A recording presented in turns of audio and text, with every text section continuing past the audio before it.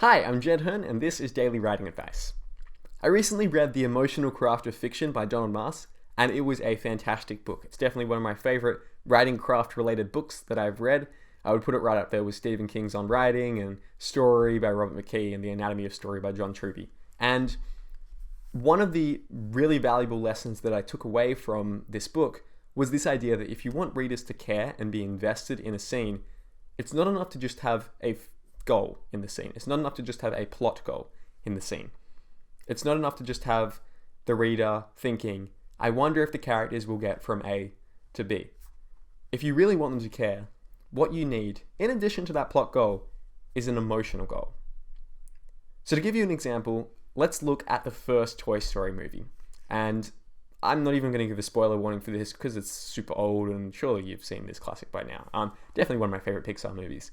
And there's a scene at the end where the two main characters, Woody and Buzz, who are both toys, spoilers, are basically attempting to get into the vehicle of their owner, Andy. But to get into this vehicle, they first need to run there, and then it takes off, and they can't both get into it at the same time, so then they need to use a remote control car to drive along this really busy road to get into it, and then the remote control car, just starts fading, so then they need to use a rocket to fly into the air, and then they need to glide down, and eventually it's a happy ending. They all get into the car, everyone's happy, movie ends on a great note.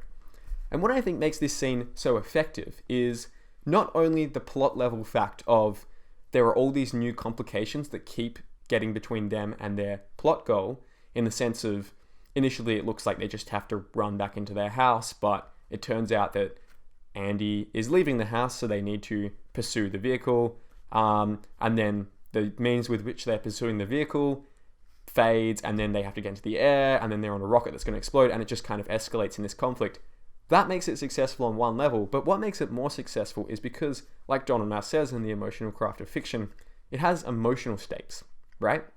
Because this isn't as simple as the characters have to get into this new location. What it is the characters have to be reunited with the person who provides them with meaning in their life. Those are two very different things. And it's pretty clear to see how having that emotional stakes of, will Woody get back to the person who provides him with the greatest level of meaning in his life, the kid whose toy he is, who's the kid who he brings joy to through his existence, will Woody get back to that life, is a much more interesting question and a much more emotionally captivating question than will they get into the car successfully. So in your own stories, consider this.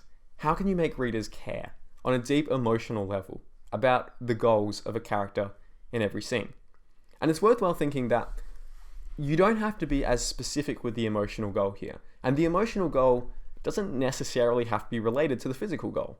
So there's plenty of things that we do in our lives, that characters do in their lives, where they have a physical goal that they're working towards, but the emotional goal is something different. So the physical goal might be, I want to complete a marathon, but maybe the emotional goal is, I want to have that support of hundreds of people cheering me on. I want to have that acceptance of being part of an elite group. That's a very different thing. It's related, and it makes a compelling story if you can tie those two together and weave them through your narrative. Thanks so much for listening. I've been Jed Herne. Go tell some great stories.